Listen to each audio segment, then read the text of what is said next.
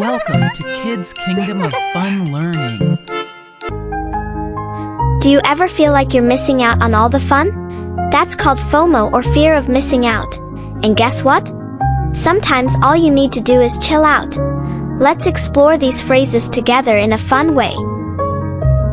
FOMO stands for fear of missing out. It's that feeling you get when you see your friends having fun without you, like when they're playing games and you're stuck at home. But hey, it's totally normal to feel this way sometimes. Now let's talk about chill out. This phrase is all about relaxing and calming down. When you feel FOMO, it's a great idea to remind yourself to chill out.